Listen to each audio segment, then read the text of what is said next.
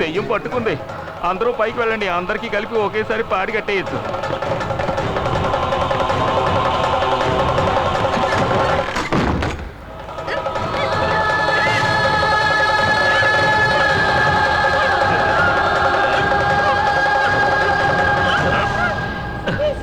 నీకోసం వచ్చాను రా.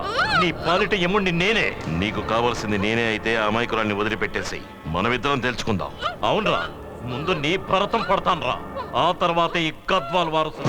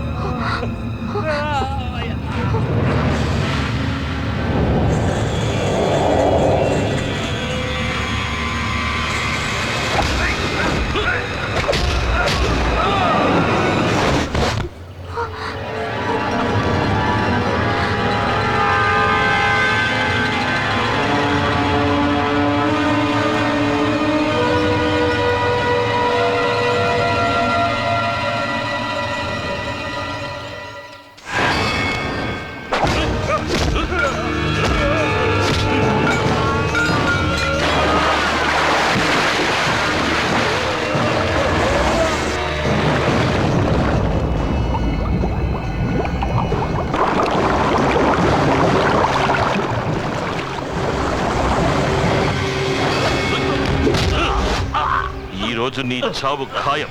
మాధవ, నన్ను వదిలేయ్, దయచేసి నన్ను వదిలేయ్. నేను చెప్పేది విను. నిజం చెప్పరా? నా తమ్ముడిని ఈ కొలంలోకి తోసి చంపింది నువ్వే కదా? నేను కాదు. తప్పు చేసే మీరు, మీకు తోడుగా ఉన్న దుష్టదేవత అంతమైపోవాలి, అంతమైపోవాలి.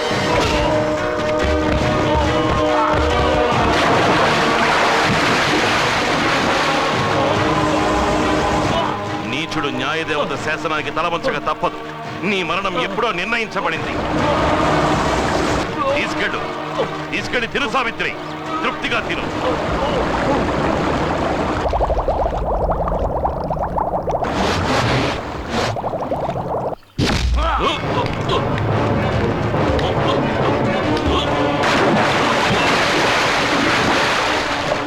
వెళ్ళు మాధవ, నీ శవం కోసం మా నాన్న రామవరం ఏటిగుడ్డను ఎదురు చూస్తున్నాడు.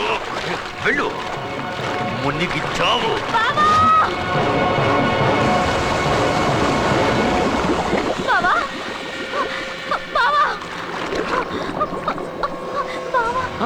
బావా, అదిగో అక్కడ. కాదు కాదు, అక్కడక్కడక్కడ. ఉత్తరం గదిలో ఉత్తరం కాదు, దక్షిణం దక్షిణం దక్షిణం. ఈ ప్రపంచం అంతా వెతుకు. గద్వాలింటి వారసురాలు. పూజలు చేసుకునే మీ బావ చావకుండా ఉండాలంటే నా ముందుకు రాకుండా జాగ్రత్త పడాల్సింది. రేపు ఉదయం వెళ్ళి ఏటి దగ్గర నుంచో, అప్పుడు పైకి వస్తుంది అంతకంటే శవం.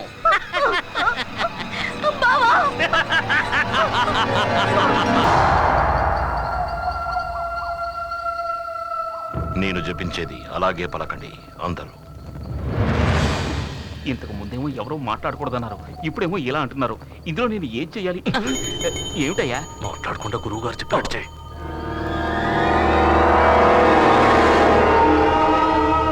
పూర్వ పూర్వాగ్నేయి దక్షిణాచ పూర్వాగ్నేయీ దక్షిణాచ నైరుతి పశ్చిమా తథా నైరుతి పశ్చిమా తథా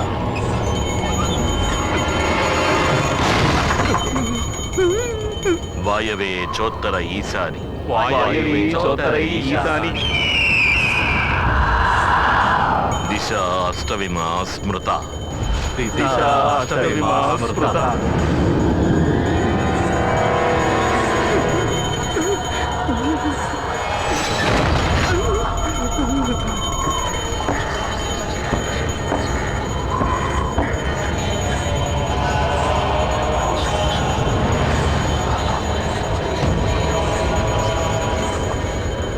ఎవరు కళ్ళు తెరవకండి. ఏ శబ్దం విన్నా జపం ఆపకండి. రక్తం చూసి వణకకండి. వీరులైన నా శిష్యులు కూడా భయపడుతున్నారు చూడు. ఇంకాపుతావా నీ భీభత్సాన్ని? ఆయుధ ప్రయోగం బ్రాహ్మణులకు నిషిద్ధమని నాకు తెలుసు. అయినా నేను ఇది చేస్తాను. నీ నాలుకని కోసేస్తాను. జుట్టు విరబోసుకుని పిశాచిలా అరిచి ఎవరిని పరిహాసం చెయ్యలేవు. ఓం విశ్వకర్మణ్యే నమః. ఇక నీ నాలుక కదలదు.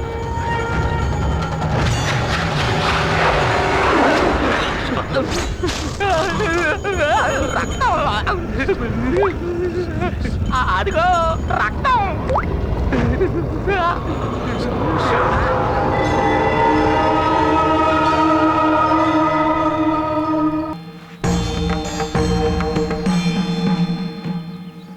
అక్క ఎవరది? పసుపులేటి వారి పెద్ద కోడలా? ఇక్కడ నీకు అక్కెవరే? పోవే ముదరష్టపుదానా. నానా, అన్నయ్య, కొంచెం త్వరగా ఇట్రండి. చెల్లెలు గారు. ఆహా, ఇక్కడేం పని నీకు? ఎందుకు వచ్చావు? నాన్నని మమ్మల్ని అవమానించి లేచిపోయావు కదే. మేం మర్చిపోలేదు. సిగ్గులేందానా. జయరాం, ఎవర్రా? చూసారా వచ్చింది? ఇక్కడి నుంచి వెళ్ళిపోమని చెప్పండి.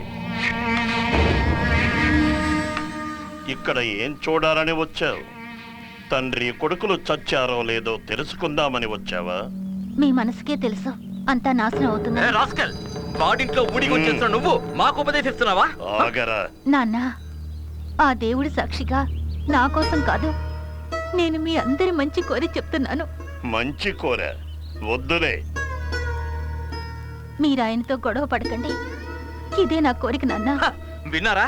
దీని మాటలోని భావం మీకు అర్థమైందా? మనం రాజీ పడాలని ఈవిడి గారు చెబుతోంది. చాలా బాగుంది.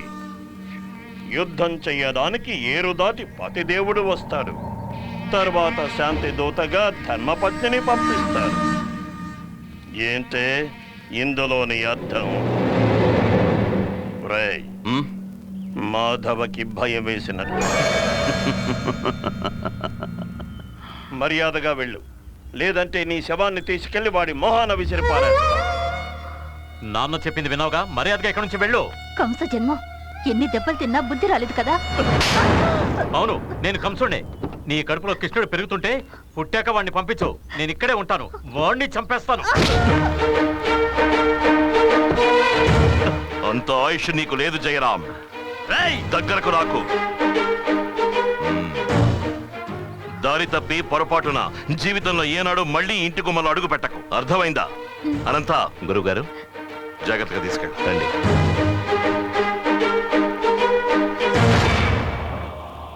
ఏ ఆడపిల్లకైనా పుట్టింటి గుమ్మంలోకి వచ్చి నించున్నప్పుడు ఒక నమ్మకం ఉంటుంది.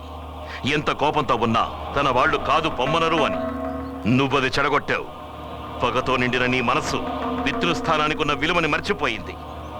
ఒక్కసారి బాగా చూసుకో నీ చేతిలోని ఆయుష్ రేఖ. సావిత్రి, వీణ్ణి రెండుగా చీల్చి గుండెను తీసి నా ముందు పెట్టు, లేదంటే నాకు మనశ్శాంతి. అలా పిలిచి గుండెలు బాదుకుని ఏడవడానికి ఇంకొక అవకాశం తప్పకుండా వస్తుంది. అప్పుడు ఏడు ఈ ఏడుపుని. ఓ, ఈవిడే కదా ఆ మహిళా రాక అందరినీ మింగేసే రాక్షసి.